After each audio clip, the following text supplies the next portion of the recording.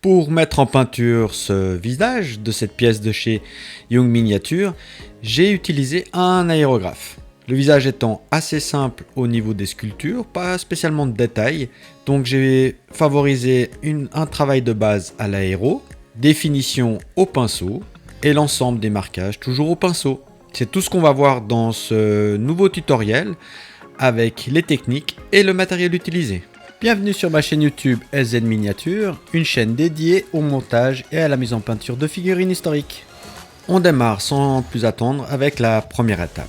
Pour ça, j'ai principalement utilisé tout au long de la mise en peinture ce set de chez AK.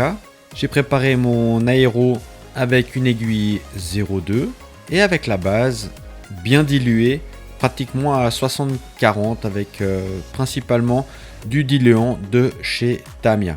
La première étape, c'est la réalisation d'un pré-ombrage au niveau de la pièce. Pour ça, j'ai réalisé il y a quelque temps une vidéo sur le sujet que tu peux consulter avant de démarrer ce visage.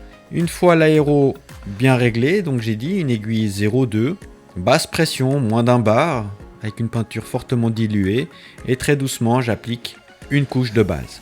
La couche de base, elle est vraiment appliquée sur les zones claires du visage. Comme tu peux le voir, les zones ombrées sont laissées visibles pour la suite. On poursuit avec l'ombrage max. Pour ça, j'ai utilisé le Black Red, toujours du 7. Toujours la même dilution, 60-40, avec une préparation bien mélangée. Un petit test toujours avant de démarrer. Pour l'application à l'aéro, on va incliner la pièce et on va venir vraiment travailler les zones les plus foncées. Donc par le dessous, bien venir gicler cette pièce sur les zones qu'on a laissées du pré-ombrage et très délicatement faire cet ombrage max sur l'ensemble du visage.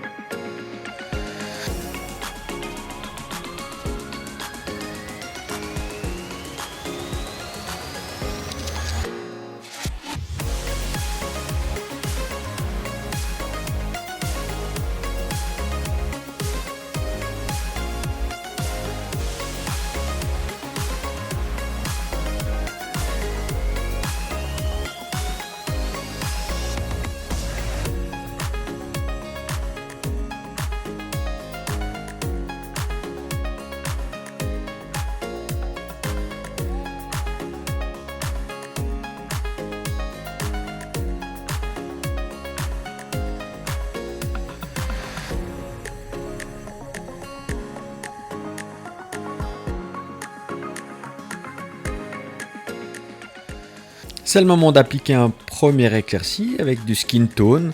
Pour ça, un petit récipient, c'est toujours utile.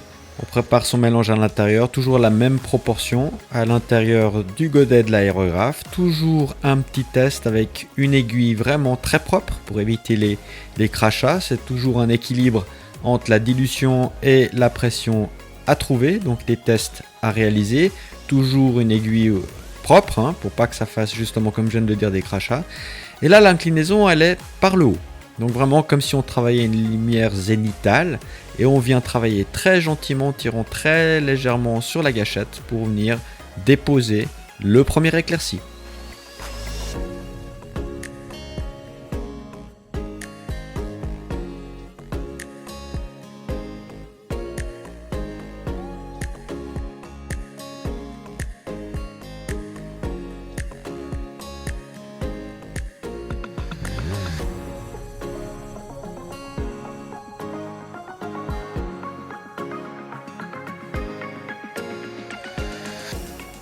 Maintenant qu'on a pris le coup, on va dire l'habitude avec le premier éclairci, on vient avec du Sony Skin Tone.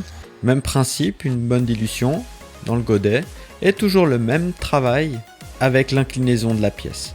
Cette fois-ci, on est sur le dernier éclairci, donc on vient renforcer le haut des pommettes, le bas du menton, la pointe du nez, en sachant qu'il y aura le casque, attention, qui va créer un petit peu d'ombre, donc pas besoin d'éclaircir vraiment le haut du nez. Et puis l'arête au niveau du cou et le bas du cou. Voilà, très délicatement, c'est pas visible de suite puisque la peinture est extrêmement diluée. Donc prendre son temps et de bien travailler les zones. Attendre que ça sèche un tout petit peu et renforcer le cas échéant s'il y a besoin.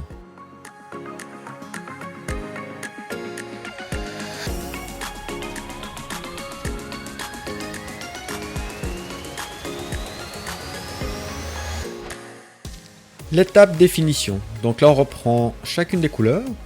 Le beige red qui était la base avec l'aéro. Le basic skin tone qui était un des premières éclaircies. Et le sunny skin tone qui était l'éclaircie max. Le violet red qu'on rajoute à la palette pour travailler tout à l'heure quelques jus au niveau des ombrages. Et pour terminer le black red qu'on a utilisé pour l'ombrage max. L'ensemble est déposé sur la palette humide dans l'ordre que je viens de décrire. Et maintenant avec un pinceau, on vient renforcer le travail avec de la pixelisation. Donc au niveau des éclaircies, c'est souvent des petits coups de pinceau. Et quand on sera au niveau des ombrages, ce sera vraiment une peinture très diluée pour passer un certain nombre de jus aux endroits souhaités. Par principe, j'ai commencé par les éclaircies et je vais finir avec les jus, avec les ombrages, pour venir par-dessus et améliorer les transitions. Donc les zones de lumière, ma référence, c'est tout simplement un peintre qui a réalisé, on va dire, ce même personnage. Actuellement, c'est devenu la box art. Tout au début, quand j'ai fait l'acquisition de la pièce, sur la boîte, il n'y avait pas la box art. Depuis, ça a été réalisé. Et les bases des ombres, des lumières que je vais réaliser sur ma pièce, je vais vraiment prendre la référence de la box art. À ce stade, je travaille les premiers éclaircies autour des lèvres. Vraiment très précis, hein, vraiment le bord.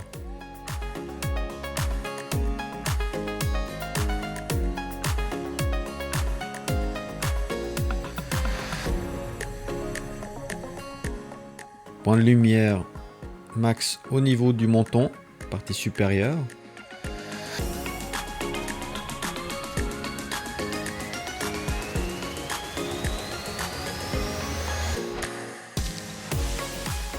Avec de la pixelisation et un ensemble de petits traits au niveau des pommettes. Je reviens avec la base pour simplement renforcer certaines zones du fait de la peinture hyper diluée, hyper fine de l'aérographe. Bah là, c'est comme si je venais faire une seconde couche.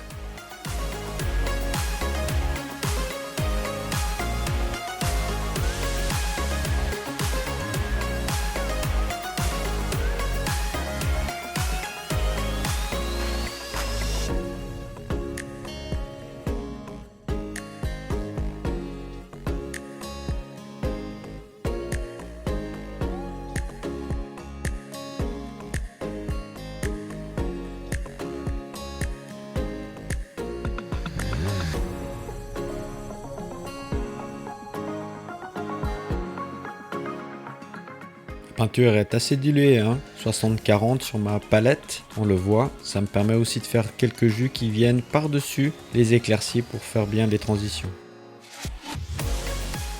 Bien sûr les oreilles au niveau du renfort de la couleur de base.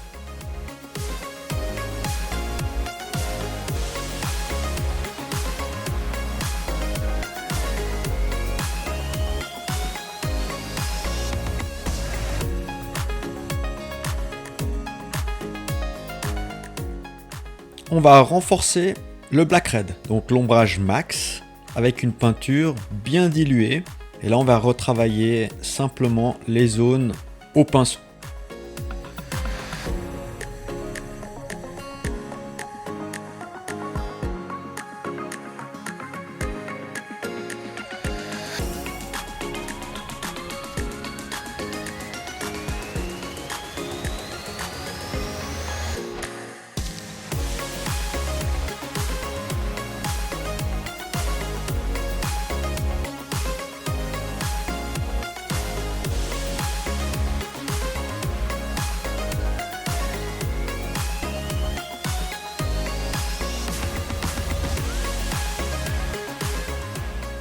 pour réaliser une petite transition entre le black red et on va dire le beige, la couleur de base, je vais venir avec le red wine.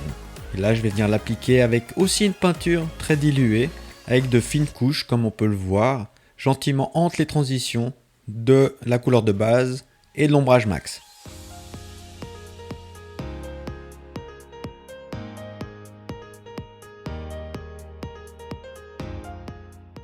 De la même manière que j'ai fait la transition entre l'ombrage max et le red wine, je vais revenir avec la couleur de base, le beige red, et profiter de travailler dans le frais, donc avec la peinture humide, pour également de faire entre le black red, donc on va dire le second ombrage, et la couleur de base, les transitions.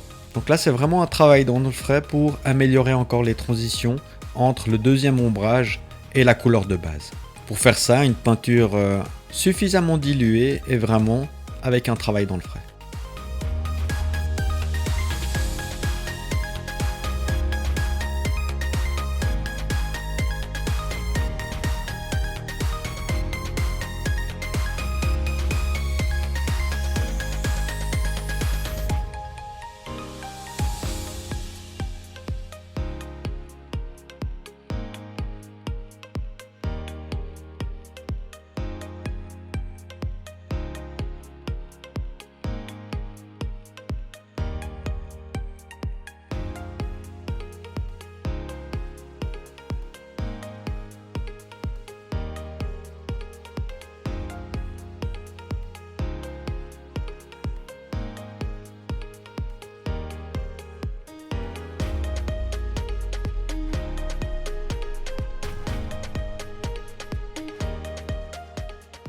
Je pense que maintenant tu as compris le principe des transitions, mais je vais faire un intermédiaire entre la couleur de base et le premier éclairci.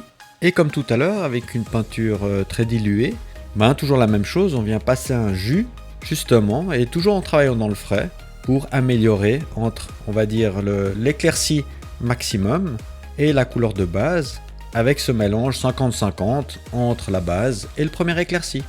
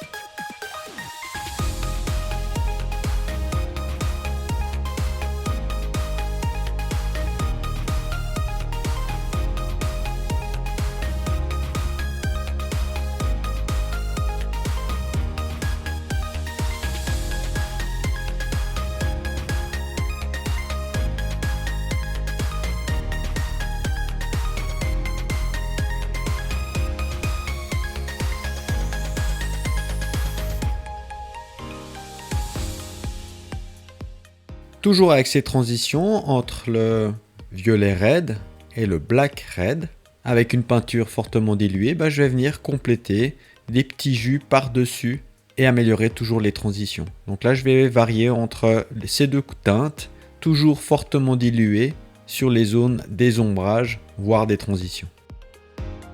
Comme toujours, l'exercice des transitions avec des petits jus ou entre chacune des couleurs de la pixelisation pour faire ces transitions. C'est un travail assez long, donc patience, application, on laisse sécher puis on revient plusieurs fois pour bien travailler ces zones. C'est vraiment un des challenges de manière systématique sur les pièces, c'est vraiment de réussir ces transitions.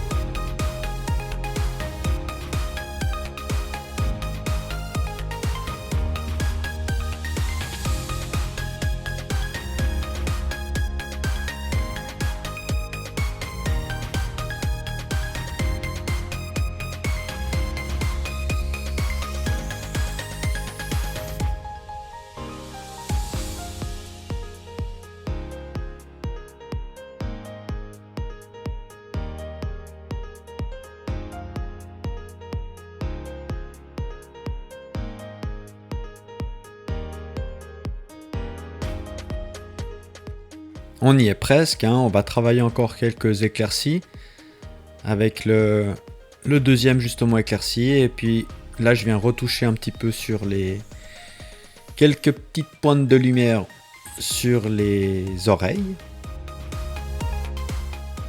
Bien évidemment, la pointe du nez.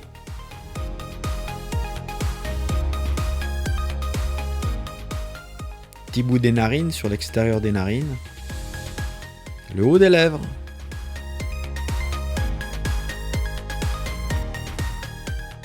Quelques plis également autour des lèvres. Bien évidemment, revenir un tout petit peu sur les fossettes. Et là, on voit que je pixelise, hein, des petites pointes de lumière avec un bon pinceau. L'éclaircie max au niveau du menton.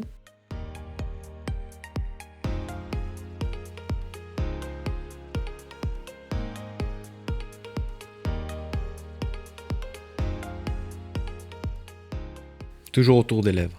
Et le lobe pour terminer.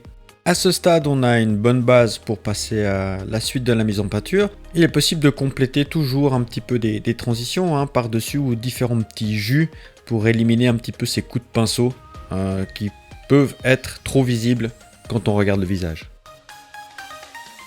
Pour réaliser les marquages sur le visage, que se faisaient les paras au moment d'être parachutés sur la Normandie, je vais utiliser un black. Un noir qui est vraiment, on va dire, plus dans les gris moyens. Par contre, je vais faire commencer juste le positionnement des zones. Pour ça, je vais diluer fortement la peinture, juste pour qu'elle apparaisse quand on la dépose au pinceau. Et je vais commencer à pixeliser vraiment les zones sur lesquelles je vais par la suite renforcer. Donc on va dire c'est plutôt pour définir la partie centrale du trait avant d'attaquer le reste. Donc le procédé, il est en plusieurs étapes.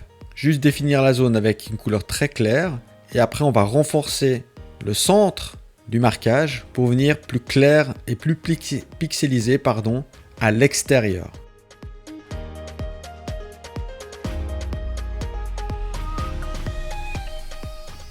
On s'arrête quelques secondes et puis un petit zoom pour vraiment voir le positionnement. Donc ça c'est complètement libre, hein. Moi j'ai suivi la box art. Vous pouvez prendre les images du film également. Je crois que c'est dans le deuxième épisode, sauf erreur, quand ils attaquent des canons là dans la série. Je cite pas le nom.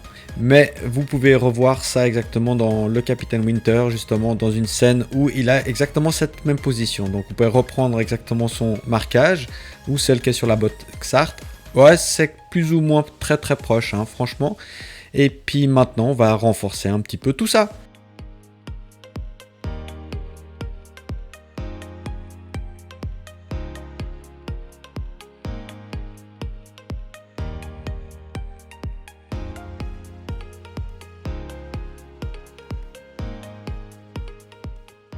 On arrive bientôt au terme de cette vidéo. Restera à faire bien évidemment les lèvres, bien sûr les yeux. Alors il faudra retoucher probablement avec des éclaircies les paupières et vraiment le bord. Enfin, il faudra retoucher un petit peu au niveau de la peau pour faire ressortir correctement les yeux. Un petit retour d'expérience par rapport à l'aérographe. Franchement, j'aurais dû aller un tout petit peu plus loin au niveau de la couleur de base et du premier ombrage, dans le sens bien plus forcé et que la couleur soit vraiment couvrante par rapport à mon pré-ombrage. Voilà, sinon pour le reste c'est assez simple, passablement de jus pour faire les transitions, peu de couleurs pour réaliser au final la base de ce visage, quelque chose de simple à mon avis, et franchement entièrement satisfait du résultat. J'avoue que j'ai eu quelques difficultés avec l'œil gauche, sauf erreur de ma part, et je l'ai refait par rapport à l'image qui va être projetée, la vidéo finale. J'ai complètement retouché un petit peu cet œil qui me semblait vraiment défectueux. Merci d'avoir visionné cette vidéo jusqu'au bout. Si ça vous a plu, merci de partager et de placer un petit pouce vers le haut, ça fait toujours plaisir. Dans le cas contraire, un petit commentaire constructif, c'est toujours utile. Si vous avez des questions, n'hésitez pas, j'y répondrai très volontiers. Abonnez-vous pour obtenir une notification dès l'arrivée de mes prochaines vidéos. Jusque là, portez-vous bien, à vos pinceaux, ciao!